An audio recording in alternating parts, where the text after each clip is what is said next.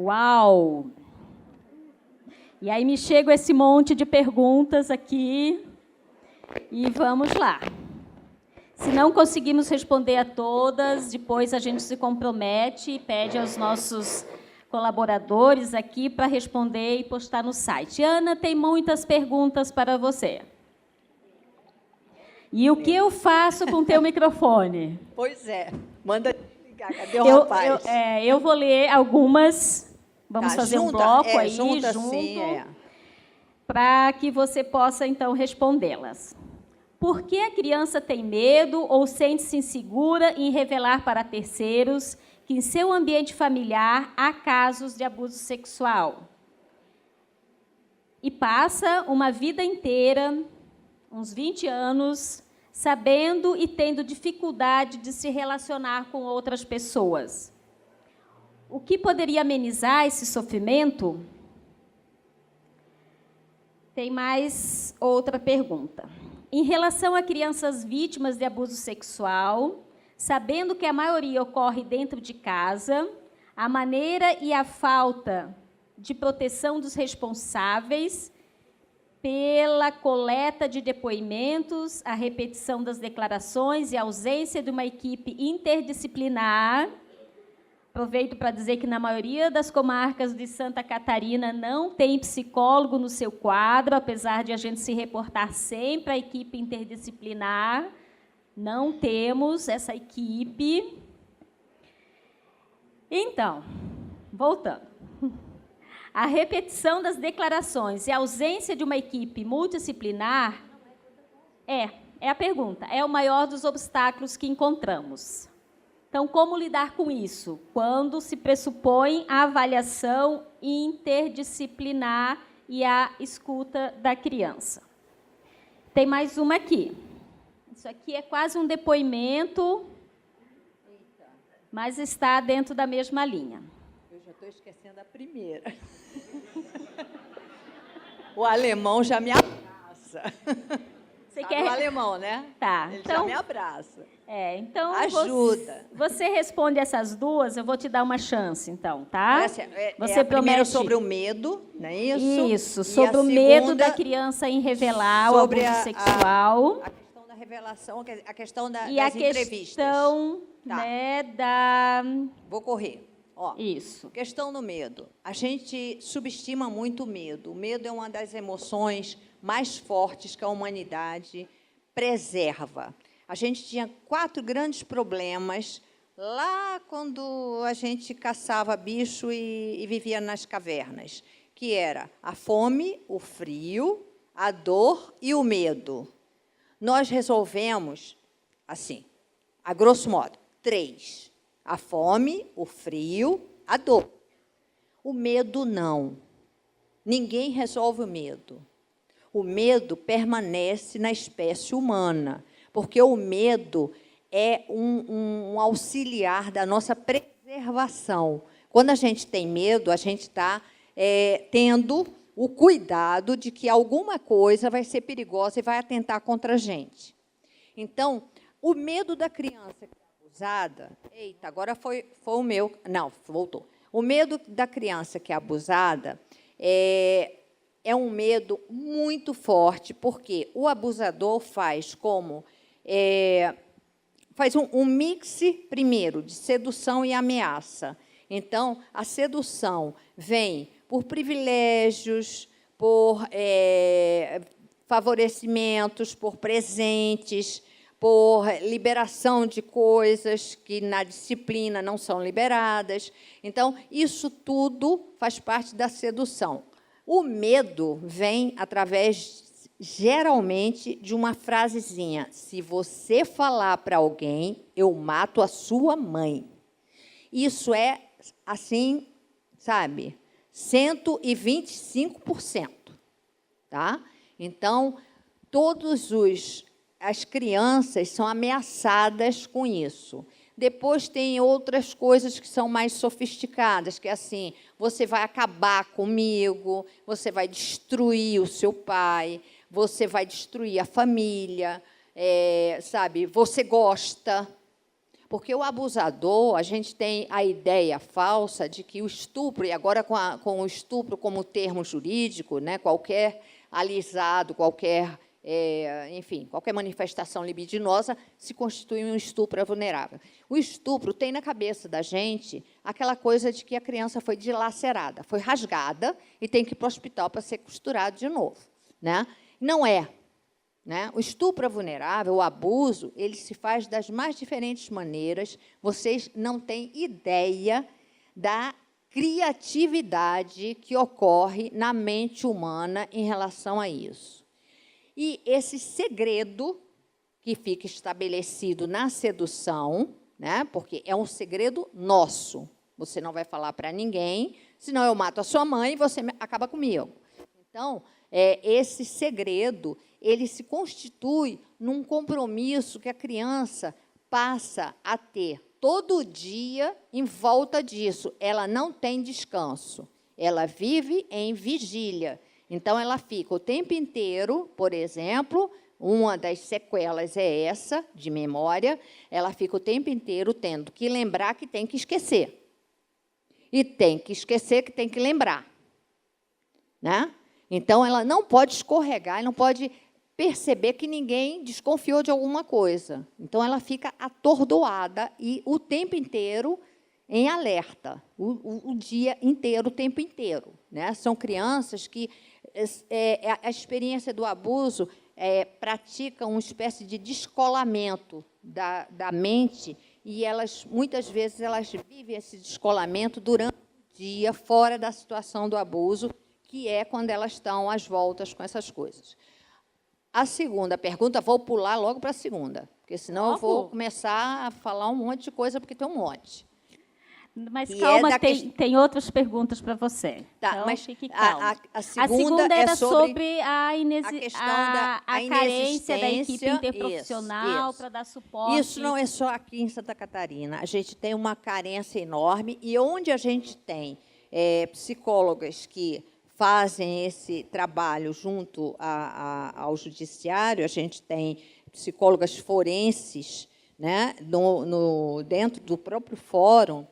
Essas psicólogas não foram treinadas, receberam a Lei Gardner, né, que entrou de goela abaixo, então todas acham que a mãe está invejosa do pai, e que, então, às vezes a mulher é super bem-sucedida, ela pediu o divórcio, ele está namorando, ela está namorando, sabe? Ninguém briga por causa de comida, de alimento, e aí a psicóloga diz, é alienação parental? A mãe está com inveja do pai, mas inveja de quê? Inveja sobre o quê?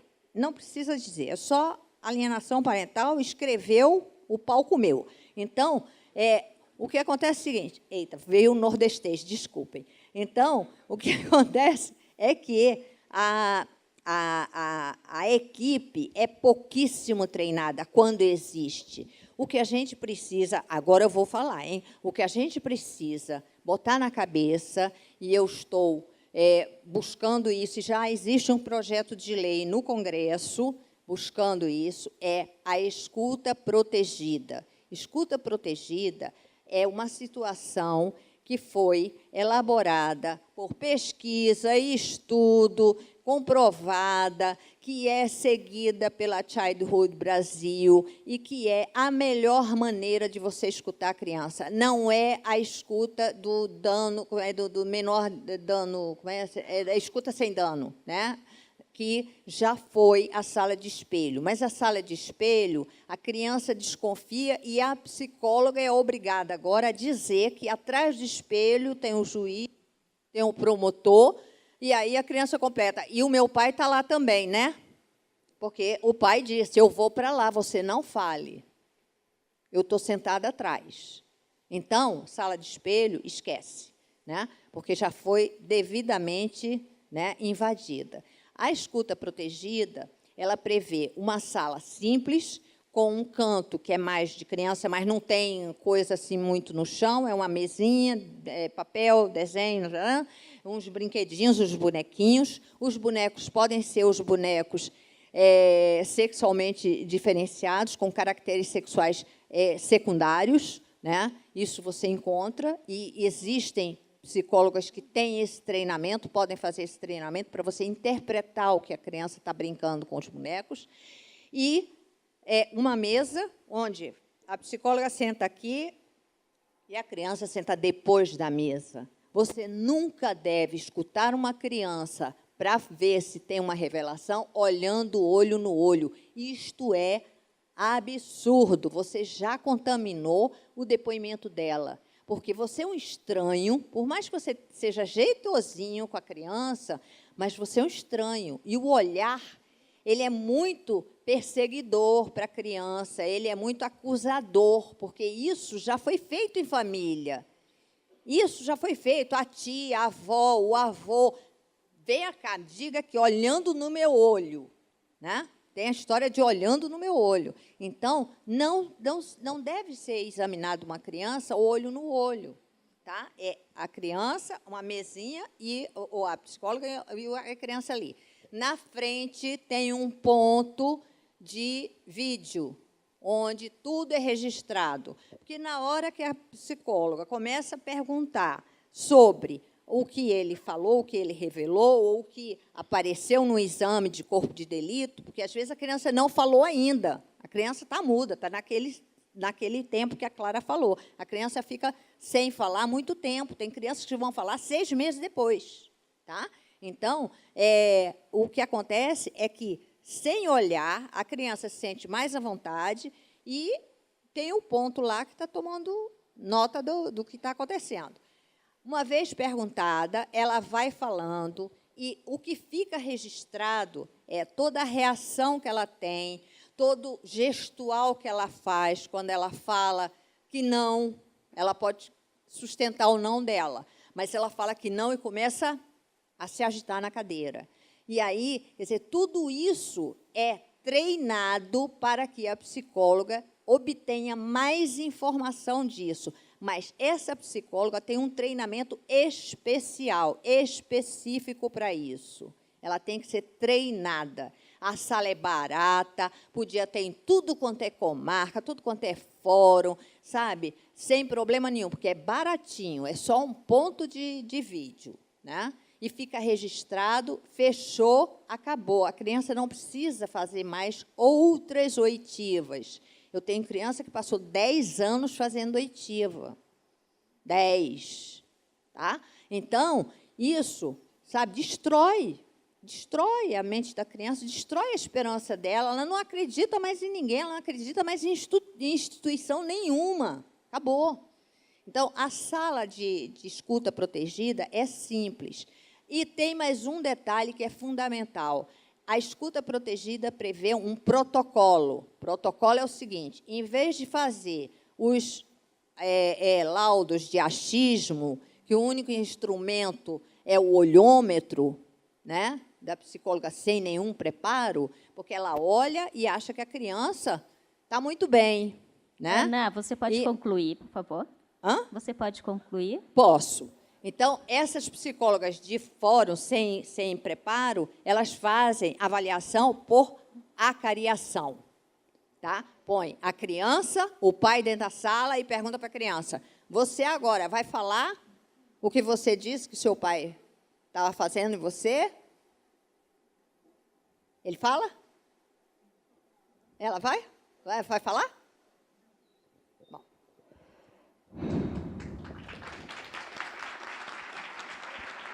Muito bom. Obrigada, Ana. Eu acho que o tema do abuso sexual renderia um outro debate. Muitos debates que nos toca profundamente e são muitas as questões a serem refletidas. Mas está atrás da alienação parental. A alienação parental está escondendo. É um silogismo sofístico que está escondendo o abuso sexual. Por isso que estamos falando desse assunto aqui também, porque tem a ver com o nosso tema. Ainda sobre a questão da violência sexual, antes de fazer a outra pergunta para você, eu vou fazer uma muito interessante que veio aqui para o Edson. fala-se muito em ouvir criança, na escuta e na ouvida da criança, mas, em contrapartida, não havendo outras provas materiais, o judiciário não confirma a existência do abuso sexual apenas com o depoimento da criança. Por que não se acredita na criança? Eu penso que seja o contrário. Nós temos aqui, e a jurisprudência criou essa afirmação. Num crime sexual, nunca há testemunhas. Ninguém estupra ou abusa na frente de outro. São casos muito específicos, como daquele caso daquela moça que sofreu o abuso, foi estuprada por o estupro coletivo. A imensa maioria desses tipos de delito se comete com o autor e a vítima. É ao contrário, a jurisprudência criou de que a palavra da vítima, nesses casos, junto com outras circunstâncias indiciárias que se possa colher do processo, é essencial para a configuração da culpa do abusador. E, tem mais, a imensa maioria dos casos de estupro só tem o depoimento da vítima como elemento da condenação. Não, porque não houve condenação, não se acredita na criança. Eu sinceramente, eu estou há 23 anos e eu sempre condenei com base exclusiva na palavra da vítima. Estou hoje fora da área criminal, mas ainda temos ali, eu tenho ainda a parte infracional, mas não há como não ser desprezada a palavra da vítima. Não há como. E ela é o que me basta para o convencimento que eu necessito para a condenação. Obrigada. Ana, então, e aí vamos encerrando já as perguntas. Por que, de todos os acusados de abuso e abusadores, somente o pai tem o aval jurídico para continuar promovendo o abuso de seus filhos? Em razão do Estado, justiça, anular o dever de uma mãe proteger seus filhos, imputando condenação, penalidades financeiras, morais, psicológicas sobre a denúncia de abuso, inclusive o afastamento dos filhos, onde a mãe deve procurar proteção e apoio aos seus filhos? Como fica uma criança quando seu principal cuidador, a família, a sociedade ou o Estado, lhe obriga um convívio com seu agressor psicológico, moral e físico? Bom, você consegue ser breve para responder essa questão? Consigo. Vou tentar bastante, fazer um esforço bem grande, porque isso vou fazer porque... Eu sei que é complexo. Não é só isso, é porque a pergunta me tocou profundamente, porque isso é o que eu tenho no meu consultório, é o que eu tenho na minha experiência. Eu tenho uma quantidade grande, porque eu fui sendo associada a abuso sexual, porque trabalhei na Abrap, não sei o que, história aí. Então, eu tenho muita criança, muita adolescente, faço muita assistência técnica, mas eu tenho hoje uma massa muito grande de pacientes que são sobreviventes do abuso intrafamiliar, do abuso sexual intrafamiliar. É doloroso. Eu tenho hoje o acompanhamento de adolescentes que estão se mutilando e se suicidando porque foram vítimas de abuso sexual ao longo da infância e que não foi assumido nem pela família, nem pelo Estado, e eles, na adolescência, estão se reunindo e se suicidando, formando grupos de automutilação. É muito doloroso você ver uma menina, sabe, assim, linda, no auge da adolescência, se cortando todo dia, se sangrando, porque ela não tem mais esperança nenhuma. E programando, vou me matar, vou me matar, vou me matar. No dia que você consegue ajudar esta menina, que foi o caso que eu estou falando para vocês, 2 se mataram, do mesmo grupo. 2 se suicidaram, uma de 12 anos. Então, eu pego o lixo, tá? Eu, às vezes, me sinto meio coveira, né? Eu vivo com os mortos, porque são mortos que vêm procurar, né, a minha ajuda. Eles não acreditam mais em nada, eles têm fenômenos de despersonalização, eles têm medo do outro, eles Ana, não conseguem fazer uma relação. Mas nós estamos com o tempo. Vou terminar. Então, é muito doloroso. A pergunta me fez doer em mim, porque a dor é muito grande. Obrigada. Desculpa interrompê-la, mas recebi um recadinho aqui que o nosso tempo já são 10 horas. Eu vou ler ainda um conjunto de perguntas que veio para a Clara. Nós temos uma pergunta dos internautas e aí vamos encerrando esse bloco, que foi quentíssimo, muito bom. Clara, há algum paradigma a respeito da implementação de falsas memórias nas crianças com relação à alienação parental? A mãe que omite o nome do pai na certidão de nascimento dos filhos para evitar que o filho e o pai tenham relações de parentesco pode ser considerado alienação parental? E aqui mais um pequeno depoimento. Sou sobrevivente de violência doméstica, violência praticada por meu ex-marido. Tenho uma filha menor de 3 anos, o mesmo me acusa de alienação parental. Ele e nossa filha são estadunidenses. O mesmo ingressou com pedido de repatriação, porém foi negado, pela exceção da Convenção de Haia, artigo 13, 1b.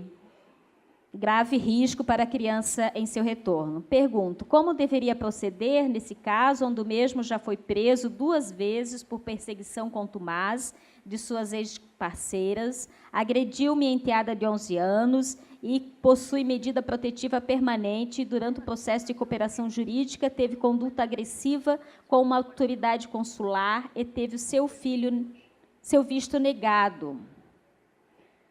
Como praticar a convivência saudável nesses casos?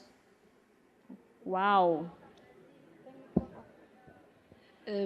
Eu vou, então, começar pela primeira questão, sobre a implantação das falsas memórias em casos de abuso sexual. É um argumento que costuma vir junto com a alienação parental quando há uma acusação de abuso sexual. Essa questão das falsas memórias também não tem validade científica, e também é impossível demonstrar que as memórias são falsas, desde logo pelo seguinte: se o abuso sexual ocorreu quando a criança era muito pequena e a mãe o observou, mas a criança não se recorda dele, a mãe relata um comportamento que ela interpretou como abuso sexual. Mesmo que até não seja essa a intenção de quem o praticou, também não se pode dizer que a mãe está de má fé a implantar memórias falsas na criança. Portanto, isto é uma questão que é um argumento que costuma vir utilizado com a questão das acusações falsas, mas que também não tem validade científica. A existir serão fenómenos raríssimos e impossíveis também de demonstrar. Relativamente à questão do nome, dos apelidos do pai, sem outros elementos, não tenho dificuldade em responder à questão, porque há de facto crianças, já tenho visto, que não querem utilizar o nome do pai. Por exemplo, porque abandonou, são os casos típicos. A criança é abandonada pelo pai, entretanto a mãe casou e passou a chamar pai ao companheiro ou segundo marido da mãe. Esta situação não é de alienação parental, é uma situação que foi criada pelo próprio pai e que espontaneamente, nos sentimentos da criança, surge uma figura parental nova, diferente. Agora, se realmente é a mãe que quer cortar a relação e que quer que a criança não use o nome do pai, isso já poderá ser uma interferência abusiva da mãe na relação com o pai, não é? Mas depende muito das circunstâncias que a pergunta em si mesma não permite avaliar. E relativamente à terceira questão, eu acho que um pai que está condenado por violência doméstica e que tem reiteradamente comportamentos agressivos deve ficar inibido do poder paternal e não deve ter direito de visita em relação aos filhos. Eu penso que, por muito que custe aceitar às pessoas que haja um corte de relação entre as crianças e o pai, se é um agressor reiterado e que está condenado, a criança não pode ser, não há qualquer convivência saudável. Um agressor é um mau modelo educativo para a criança, vai ensinar-lhe apenas a resolver conflitos pela violência. A agressividade também não é compatível com o respeito pela criança e com a construção de uma relação afetiva e de igualdade e, portanto, eu penso que aqui é melhor não haver qualquer convivência entre o pai e as crianças. Muito obrigada. Obrigada.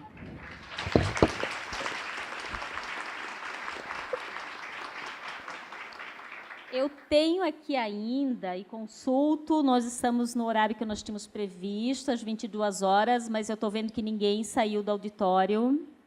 Tenho mais algumas perguntas, 3 perguntas, mas com o mesmo tema, dirigido para a Idemar, e uma pergunta para a Celise, e outra pergunta dos internautas. Posso fazer? Ok. Celise, como defender o caso concreto onde ocorre alienação parental, tendo em vista os pontos abordados pela Maria Clara, que evidenciam a fragilidade da Lei 12.318, de 2010? Essa pergunta é da Fernanda da Silva, estudante de Direito. Bem, Da PUC. Da PUC. Joinville, provavelmente. Bom, como nós vamos fazer a defesa, né? Nós vamos ter que levantar, primeiro, toda a situação de como aconteceu essa alienação parental, mas, principalmente, nós vamos ter que nos cercar dessa equipe multidisciplinar. Nada mais é muito importante nós termos, em relação à criança, o que efetivamente acontece e perquirir se efetivamente ocorre a alienação parental de um pai, do pai em relação à mãe ou da mãe em relação ao pai, se efetivamente isso está ocorrendo, né?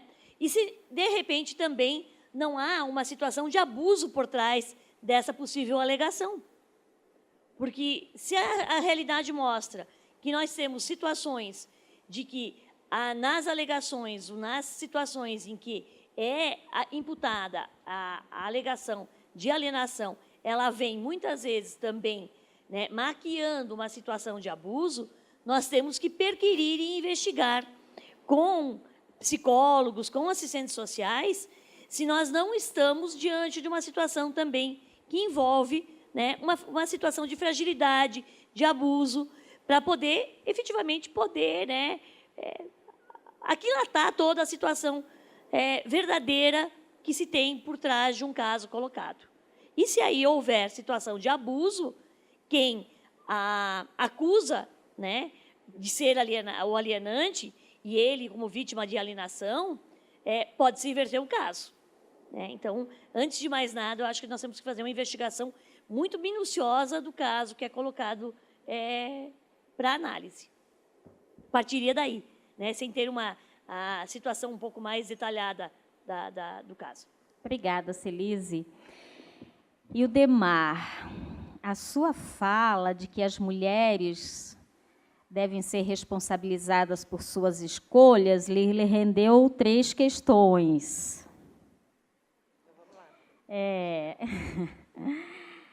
Então, como as mulheres podem ser responsabilizadas por suas escolhas quando desde que nascemos vivemos em um mundo machista e não temos orientações para escolher melhor nossos companheiros? A criança que sofre abuso sexual ou psicológico não tem direito à assistência e proteção por uma escolha errada do genitor? E ainda,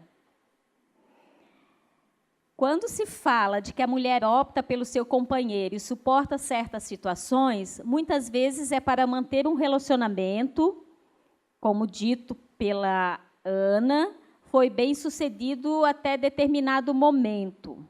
Analisando este fato, quando a mulher ingressa com ação de entendimento do magistrado, o entendimento do magistrado tende a ser desfavorável a ela.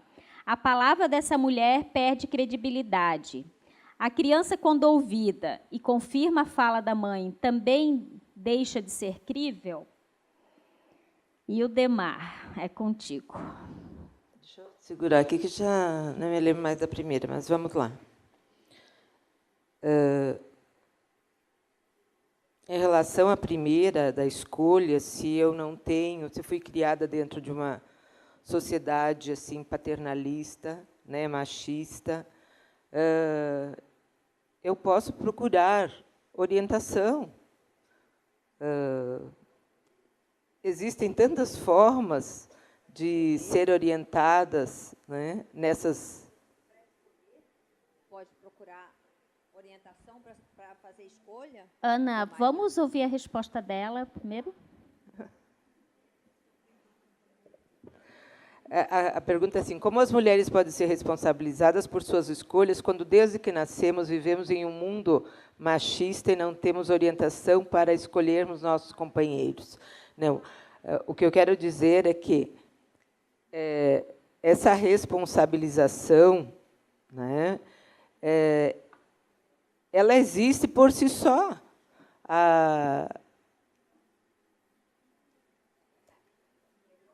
Não é possível, no mundo de hoje, nós acreditarmos que ainda existam pessoas que fazem escolhas obrigadas por um pai ou por uma mãe, né, como era no tempo do meu pai ou da minha mãe ou da minha avó. Então, assim, ainda que a gente viva, ainda que nós vivamos num mundo machista, né, no meu ponto de vista, essa é a minha opinião pessoal, nós fazemos as nossas escolhas. Tá? Não tem como eu dizer assim que alguém me obrigou a viver com esse ou aquele companheiro. Né? Se a relação não está boa, se existe violência, eu penso que a mulher deve sair dessa relação que está sendo angustiante e sofredora, né? E não permanecer nessa relação. Evidentemente que nós vivemos dentro de um Estado que deve interferir minimamente na família. Por isso que a Constituição vem dizer que a responsabilização primeiro é da família, depois da sociedade e, por último, do Estado. Mas o Estado ele tem que ser acionado sempre que houver ameaça ou abuso, principalmente em relação à mulher e em relação à criança. Quando eu digo que nós somos responsáveis pelas nossas escolhas, eu não quero de forma alguma que vocês pensem que o Estado não deve proteger quando existe um caso de abuso ou de ameaça, principalmente sexual. Tá? Em relação... essa era a segunda. E, em relação à terceira, se a palavra da mãe ou da criança perde credibilidade, claro que não perde credibilidade. Né? O doutor Edson explicou muito bem que, nesses casos de crimes de abuso sexual, elas ocorrem, geralmente, em 4 paredes. Então, é a palavra da vítima a mais forte para que o juiz possa tomar a sua decisão. Então, a palavra da mãe ou a palavra da criança, ela merece, sim, ser levada em consideração e não perde credibilidade nenhuma. Obrigada, Ildemar. Ainda sobre essa questão, Edson, se a mulher eventualmente falha na escolha do parceiro para formar a família, onde buscar o apoio para sanar esse erro? No judiciário? Visto que no Brasil é papel do Estado também a proteção da criança. Mas complementa a resposta da Ildemar. O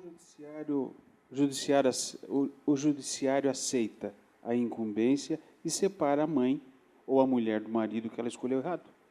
Né? Nós decretamos o divórcio, nós separamos, nós dissolvemos sociedades porque ela não deu certo. né?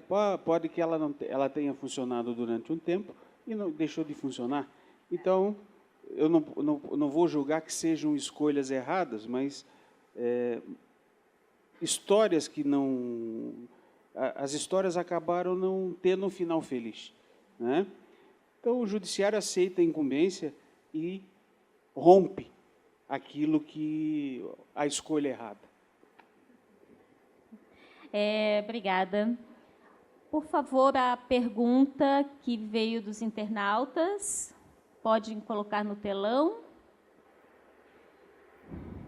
Bernardo, de Florianópolis. Como se avalia a lei da alienação parental do ponto de vista do ECA nos casos de suspeita de abuso sexual? Quem gostaria de responder essa questão?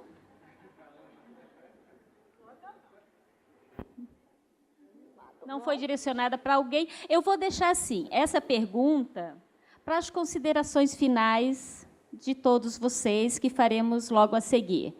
Ok? Aí cada um fala a respeito e conclui a sua participação nesse debate, já que todos ficaram assim. Vamos dar um intervalinho.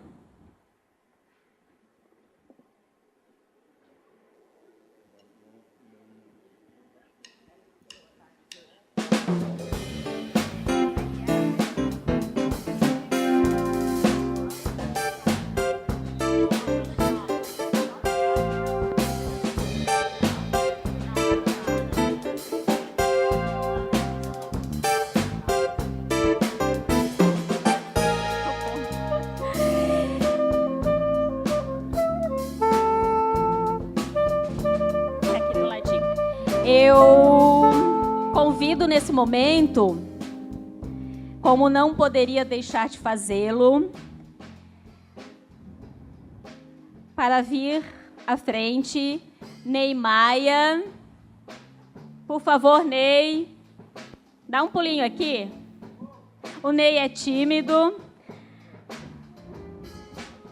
E Luiz Bittencourt, pode ficar aqui.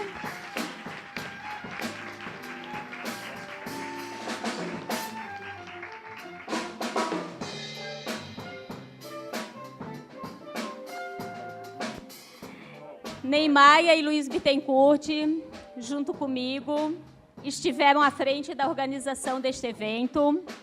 Os dois são responsáveis por todo esse cenário maravilhoso que nos acolheu tão bem. Esse é o nosso 7º evento, essa parceria tem dado certo, sempre junto com o Poder Judiciário e com o Grupo Gerando Amor.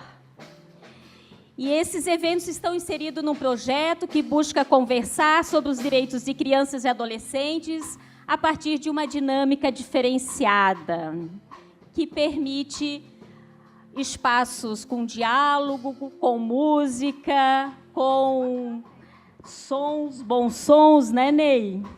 E com muita interatividade. Luiz? Eu quase não gosto de um microfone. Boa noite a todos. É uma alegria, é uma felicidade, como eu estava falando para o Dr. Sérgio, que foi um dos personagens de um episódio do Conversa Aberta, se eu não me engano, 2014 ou 15, né, Sérgio? Qual é a importância de fazer uma dinâmica diferenciada? Primeiro, porque você valoriza as pessoas, você traz para ti a responsabilidade que é enorme. Nós não somos jornalistas. A Bel é assistente social de profissão, uma excelente profissional, diga-se de passagem. Sonhou com jornalismo há muito tempo atrás, mas viu no serviço social um trabalho digno e que alavanca essa importância que é os nossos eventos. Trazer a criança para o centro das atenções. Um evento como esse é pela 2ª vez aqui na Univille, mas nos eventos que a gente faz com adolescentes, com crianças e adolescentes, que é o Conversa Aberta, que o Dr. Sérgio teve a oportunidade de participar. Ali nós falamos a linguagem deles. O direito à família e à convivência familiar em primeiro lugar. Respeitar o direito de nossas crianças sempre, independentemente de sua idade. E nós temos o respaldo do Judiciário. O Dr. Romano sabe muito bem disso, porque sempre nos apoiou. O Dr. Edson é o grande parceiro. Eu esqueço, a doutora Criselda, é Criselda o nome dela? Onde é que ela está? Sempre disseram que a doutora Criselda era uma mulher muito bonita. Criselda, muito bonita. Parabéns pela sua beleza e pela sua competência, por 2 motivos. Quando a liberação do dinheiro para fazer um evento como esse, Dr. Sérgio, é um evento barato. Ele não é caro. Hoje, com 30 mil, a gente consegue fazer um evento como esse. Contratando banda, contratando iluminação, contratando parte de video wall. Isso são detalhes. Pagando passagens dos nossos queridos amigos. Posso considerar, sim, como amigos. Porque só um amigo sai de lá de Portugal, uma amiga se descamba a 10, 20, 30 horas num voo e vem para cá de graça, sem cobrar absolutamente nada. Muito obrigado. Isso muito me emociona, porque eu vejo no seu sorriso, nos seus olhos, o olhar de uma criança. A criança que eu defendo, a criança que eu amo, a criança que existe em mim, que existe na Bel, que estava tremendo as pernas quando estava para chegar aqui. Não, essa mulher é forte, ela é um exemplo e é minha parceira. Por favor, falar do Neymaia, o Neymaia é o meu irmão. Não é de sangue, como não é biológico, é por adoção, não. Ele em algum lugar nessas outras vidas ele foi e continua sendo. Então eu quero dizer a todos do Poder Judiciário, abracem a nossa ideia. É tão barato, 30 mil, 25, dependendo da situação, leve para outras cidades. Nós não queremos ser pai nem mãe de criança nenhuma nesse sentido. Nós entregamos o know-how na mão de vocês. Vamos fazer, vamos dialogar, vamos trazer para nós o centro da atenção nas nossas crianças. Eu vou parar por aqui, eu gosto muito de microfone. Eu vou passar para uma outra pessoa também que, como eu, radialista, também gosta de um belo microfone, por favor. Muito obrigado.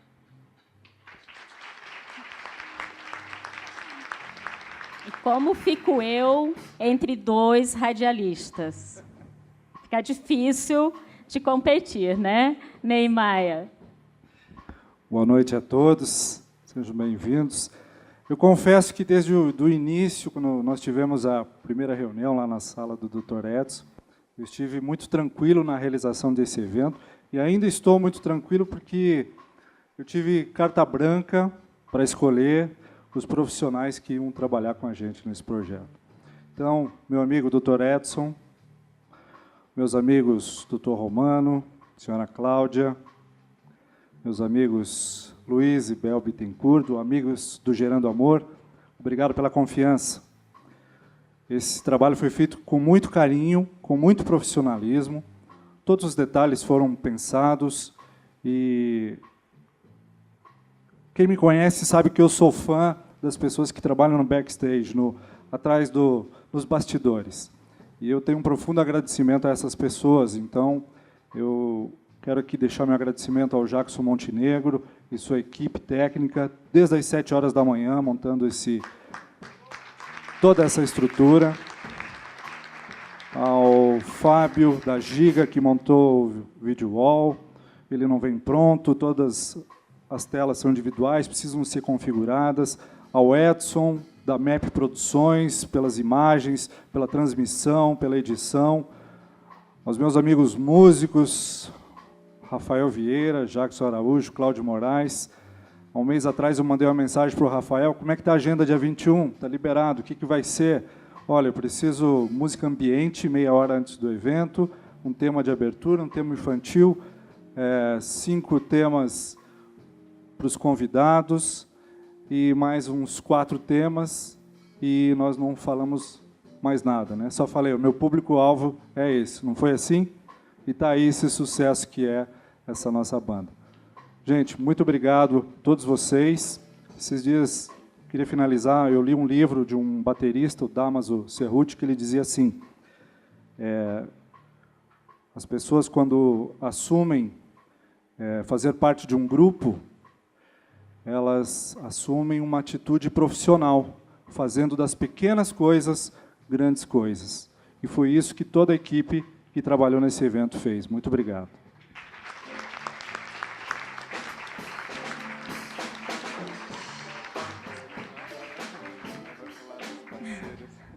É uma emoção mesmo estar aqui, ver esse evento acontecer e da forma brilhante como aconteceu, graças aos nossos debatedores, às nossas convidadas, ver da forma respeitosa como nos tratamos, apesar de ideias divergentes em alguns aspectos, mas o crescimento se faz a partir disso, a partir da escuta essencial do que o outro nos diz, a partir da interação dessas ideias e a partir do sentimento de empatia, que é o sentimento de se colocar no lugar do outro.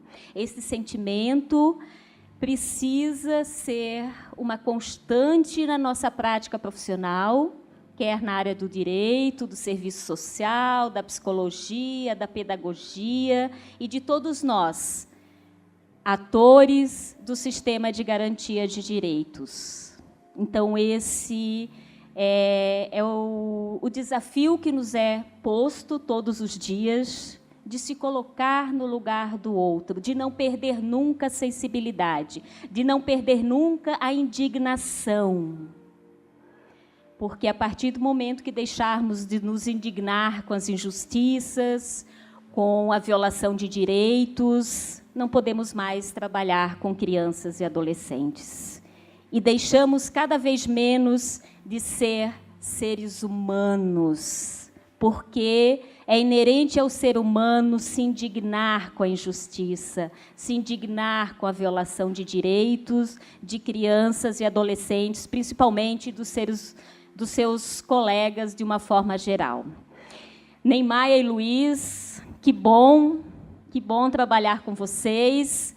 Entre nós também há um respeito, há uma divisão de tarefas, os dois ficam com há umas divergências, eu sempre quero trazer criança para os eventos, e aí eu preciso convencê-los disso, porque eu acho que a criança ela precisa estar, quando a gente fala dela, ela precisa estar representada, e ela é a emoção que nos alimenta. Eu esqueci de agradecer ao Tiago, a Clau, a Nani e a Priscila, que também se empenharam bastante. Os apoiadores. Única Audioproduções, a Rádio 89 FM, Jornal A Gazeta, ao Poder Judiciário como um todo, especialmente aos nossos ilustríssimos magistrados. A Priscila, como o Ney já sinalizou, muito obrigado a Priscila. Além de ser a nossa menina dos recados aqui, dos bons recados, é a motorista segurança dos nossos amigos que vieram de longe. Então, ela faz também esse papel. A Polícia Militar de Santa Catarina, que está fazendo a segurança dos nossos palestrantes, dos nossos convidados especiais. Enfim, se eu esqueci de alguém, eu quero que vocês me perdoem. A Tine Pfeiffer, nossa fotógrafa oficial aqui, desde 2012 com a gente. E para encerrar, porque a gente precisa jantar e eu estou morrendo de fome, eu vou passar para a Bel, mas eu queria dizer uma última coisa. Independentemente do que a gente venha a assumir, a postura que a gente vai assumir a partir de agora, porque nós recebemos uma enxurrada de informações, coloquem a cabeça de vocês no travesseiro e pensem, como eu posso fazer a diferença? É uma coisinha de nada. Mas como eu posso fazer e de que forma eu posso fazer? Apenas pensar e sonhar não adianta. Tem que arregaçar as mangas e fazer. Então pensem, por favor. Boa noite. Obrigada, Ney. Obrigada, Luiz. E, com isso, vamos, então, passar para as considerações finais. Começo pelos nossos debatedores. 3 minutinhos, 2 minutinhos para cada um falar. Como é que foi participar desse evento, a questão que foi apresentada. Podemos começar por você, Celise? Bom, primeiramente, eu gostaria de agradecer em nome da OAB, da Subseção de São Bento do Sul, ser convidada a participar do evento, agradecer as pessoas aqui presentes, os nossos debatedores, os nossos colegas, os convidados, a doutora Ildemar, a doutora Maria Clara, a doutora Ana, a doutor Edson, a você, Bel, pela organização, a todos os demais, os presentes aqui. Dizer que com esse evento e com o debate de hoje, nós com certeza saímos daqui um pouco melhores, muito mais indagadores e com certeza muito mais pensadores a respeito do assunto. Esse assunto de hoje ele não se encerra, né, com esse debate, mas com certeza ele abre portas para muitos outros questionamentos, porque é uma pequena parcela de um grande assunto que se coloca dentro do Poder Judiciário, dentro da sociedade, dentro das famílias. Então, isso nos serve, né, esse assunto hoje serve para que a gente pense, reflita, pare e questione sempre mais o que nós podemos fazer para melhorar a vida, né, da família e a vida das nossas crianças e o interesse e proteção dessas crianças e desses adolescentes. Em relação à nossa pergunta, que já faz tempo que estava aqui na tela aí, né, já não lembramos mais tão bem, mas, enfim, como relacionar a alienação parental em relação ao ECA diante do abuso sexual, eu volto a dizer aquilo que já foi, de certa forma, debatido no dia de hoje, que nós temos que ter, né, essa alienação parental, muitas vezes, como reflexo também de situações de abuso, ou muitas vezes como situações de alegações de alienação parental, como falsas alegações de situação de alienação parental, como maquiadores de situações de abuso sexual, né? Então, nós temos sempre que ter uma boa investigação, um bom suporte fático de uma equipe multidisciplinar que, infelizmente, por questões de estrutura estatal, o nosso Poder Judiciário também não é completo nesse suporte, né? Não cabe agora discutir o porquê, mas a gente sabe que nosso fórum ainda tem assistente social e tem psicólogo que dá suporte em algumas situações, mas há fóruns no estado afora que a gente sabe comarcas que sequer têm assistente social hoje, né? Então, nós precisamos também ter do Estado compromisso para que nós possamos ter esse suporte para que o judiciário possa, o juiz possa fazer bem, desempenhar bem o seu papel, porque só o conhecimento jurídico não dá possibilidade de nós, operadores do direito, poder solucionar de forma completa esse tipo de problema. Então, eu deixo o meu agradecimento e lanço, né, a motivação para que todos nós possamos continuar estudando essa matéria e aprimorando esse assunto. Muito obrigada. Obrigada, Celise. E aproveitando a sua fala, quero agradecer também o apoio da OAB e agradecer mais uma vez a Univille, na pessoa do Jean, do Loacir, que nos acolheram tão bem nesta casa e foram parceiros mais uma vez para que pudéssemos estar aqui discutindo este tema no espaço acadêmico. Obrigada. Ana. Eu? Isso. Bom, agradecer muitíssimo, né? A gente sempre aprende muito nessas ocasiões. Eu falo muito, mas eu também escuto muito. Então, isso, para mim, foi muito enriquecedor, realmente muito enriquecedor. Eu quero não gastar muito tempo, porque a pergunta aqui é muito interessante. A alienação parental como sofisma, né, do abuso sexual, como silogismo sofístico, ela, na verdade, ela viola o Estatuto da Primeira Infância, ela viola o ECA nos seus artigos 3º, 5º, 7º, 13º, 18º, 130, 245 e o 227 da Constituição Federal. Eu devo ter pulado algum, o alemão deve ter feito eu pular algum artigo do ECA, porque tem mais. Mas essa questão é uma questão de violação de muitos artigos. O convívio familiar, a gente tem escrito que é o convívio saudável, é a saúde da criança, não é qualquer convívio. Pai é pai, mãe é mãe, isso é um calo social. O pai tem que exercer função de pai e tem que ter cabeça masculina, né? Não tem que fazer coisa de mulher, de mãe, sabe? Não é ser retrógrada, não. É porque cabeça de homem funciona de um jeito, cabeça de mulher funciona de outro jeito. Então, não vamos violentar as pessoas querendo, né, que umas façam o papel das outras. Não. Né? A criança precisa de pai e de mãe. Né? Pai sendo pai, mãe sendo mãe. Então, não estou falando isso também restrito a gênero, tá? Porque nos casais homoafetivos você tem funções de pai de um e função de mãe de outro. Né? Então, isso aí é em qualquer tipo de casal. Tá? Então, a gente tem muitas violações e a gente tem uma coisa que está acontecendo assim, direto, com essa história do convívio. Você tem o direito ao convívio, inclua-se aí qualquer convívio, suplantando o dever da proteção. Então, o dever de proteger, quando há uma suspeita, ele deve ser privilegiado e não o direito ao convívio. E isso está invertido agora, tá? E é preciso a gente ter muito cuidado, né?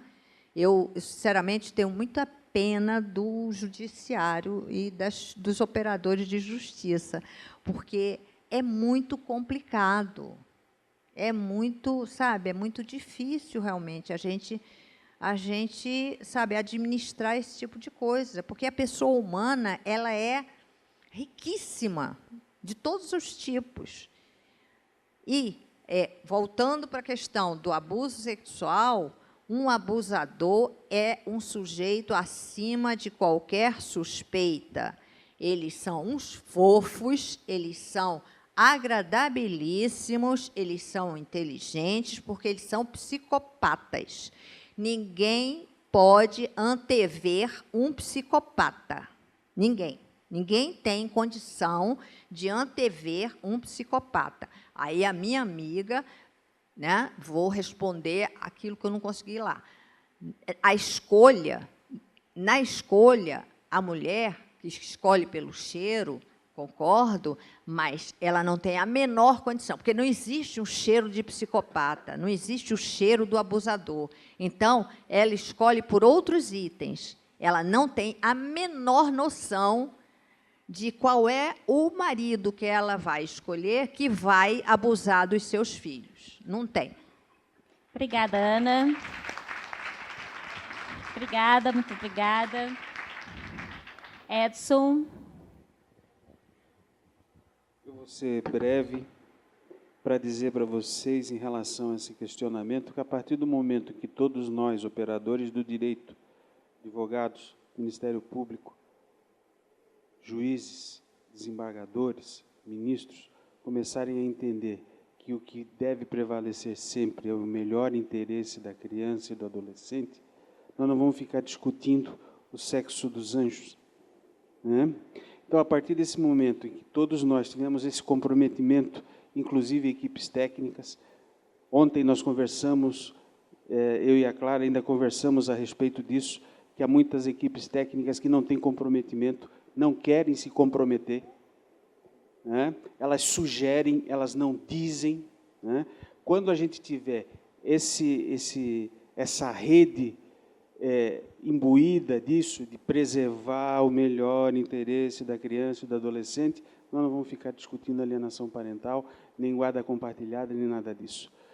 O Luiz já fez, como de sempre, ele já se apropriou de todas as minhas falas para agradecer a todos, né? Aliás, quando ele fala, o microfone nunca falha.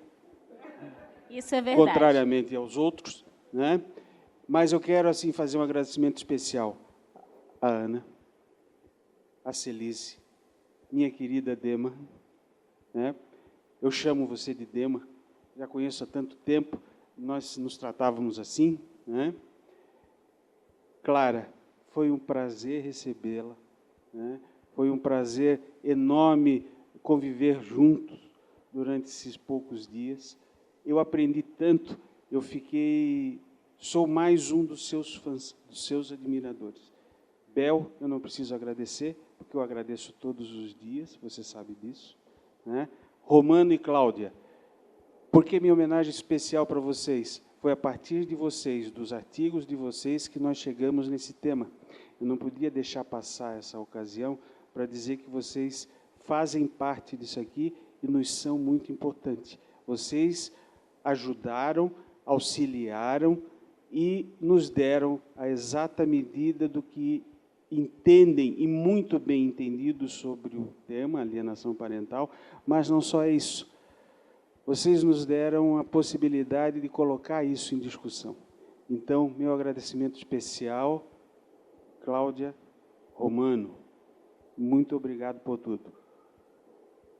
É só, muito obrigado, boa noite a todos. Obrigada, Edson. Dema. Obrigada. Eu vou apenas ratificar os agradecimentos que o Edson fez, que a Bel fez, para não me alongar. Foi uma noite muito enriquecedora, né? Especialmente estar aqui junto com a Ana Maria e com a Maria Clara, né, com todas as demais pessoas. E pegar um gancho do que a Ana Maria falou. Pai tem que fazer a função paterna e mãe tem que fazer a função materna. Então, se só existem 2 tipos de guarda legal previsto na lei, que é a guarda unilateral e a guarda compartilhada, vamos refletir por que querem, muitas vezes, continuar escolhendo a guarda unilateral e querendo assumir sozinha essa missão que precisa fazer muito esforço. Para ser mãe, para ser pai, tem que fazer esforço diário. Não é fácil. Então, para que querer assumir sozinho?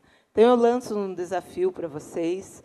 Sejam multiplicadores dessa ideia, né, que a OAB possa conversar mais com os advogados aqui da comarca, né, que o doutor Edson pense na possibilidade de trabalhar preventivamente com as oficinas da parentalidade antes que os casais cheguem para a audiência de conciliação, né? E deixo aí um pensamento de Goethe. Ele dizia assim: quer melhorar o mundo, vá para casa e ame a sua família. Muito obrigada a todos. Obrigada, Eudemar. E vamos concluir com a nossa convidada, que veio do outro lado. Eu, em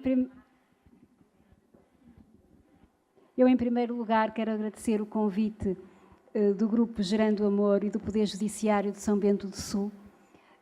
Admirei imenso a qualidade do evento, a qualidade do debate, todos os diálogos que fui mantendo com as pessoas com quem conversei ao longo destes dias foram fonte para mim de aprendizagem, de enriquecimento. Cria-me esperança num mundo melhor, ver como funciona aqui o Poder Judiciário em São Bento do Sul, como todos colaboram em prol dos interesses e dos direitos das crianças e colocam a primazia nesses interesses e nesses direitos.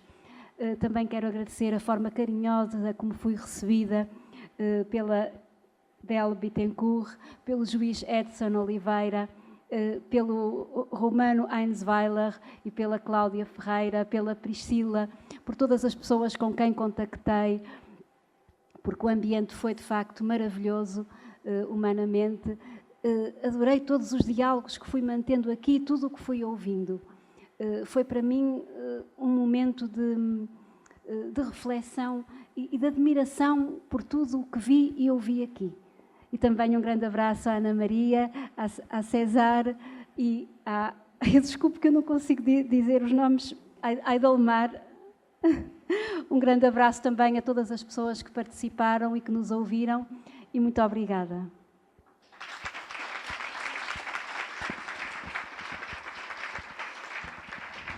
E assim vamos concluindo o nosso evento, o nosso debate sobre o direito à convivência familiar de crianças e adolescentes, que nesse ano discutiu o tema da alienação parental. E como aqui já foi dito, vamos sair com muitas provocações, com muitas inquietações, e isso é o que nos mobiliza, isso é o que nos movimenta. Meu carinho especial no dia de hoje, na noite de hoje, para a Celise, para o Edson, para a Ana, para a Ildemar e para a Clara. Foi muito bom dividir esse espaço com vocês.